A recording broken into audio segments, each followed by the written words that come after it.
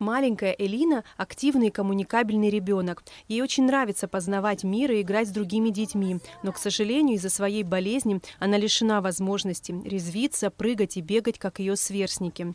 Каждый шаг дается Элине с трудом и приносит недетские страдания.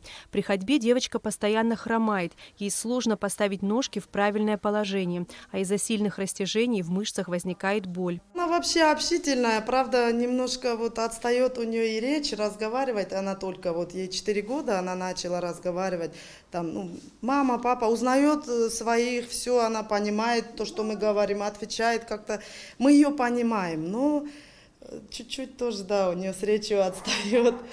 А так она общительная, любит играться, любит покушать, по ней видно. Она активная, да, но ей больно иногда ходить. Стараемся носить на руках, выполнять каждый ее каприз. Элина родилась слабеньким ребенком. В первый месяц жизни ей был поставлен диагноз – легкая форма ДЦП. После медикаментозного лечения, нескольких курсов массажа и ЛФК, Элина встала на ноги и понемногу начала ходить. Но именно тогда родители заметили, что малышка сильно хромает. Они обратились к ортопеду, который поставил второй диагноз – врожденная дисплазия и вывих в обоих суставах.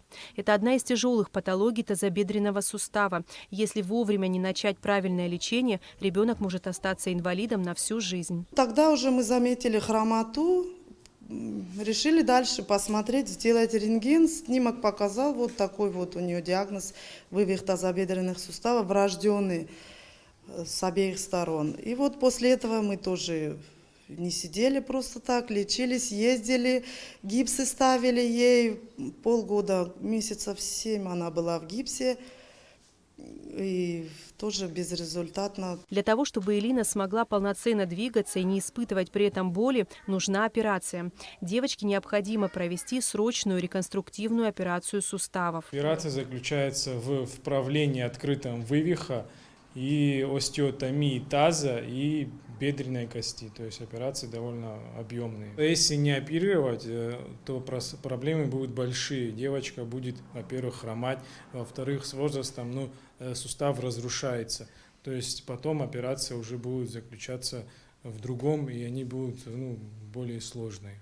То есть нужно прооперировать как можно быстрее. И тогда девочка может восстановиться пораньше. Кроме абхазских врачей, девочку также обследовали врачи из России и Армении.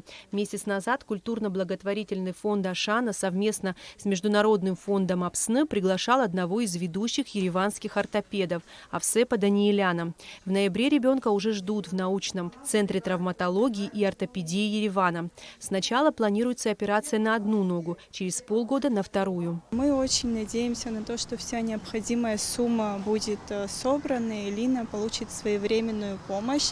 А так как если оказать ей помощь сейчас, то она сможет стать полноценным ребенком, развиваться так же, как ее сверстники. Для того, чтобы у Элины было полноценное детство, необходимо собрать 260 тысяч рублей на 2 операции. Чтобы помочь малышке, можно отправить СМС со словом «добро» на короткий номер 5050. О других способах помощи можно узнать по телефону 773 50 50 или на официальном сайте КБФ Ашана.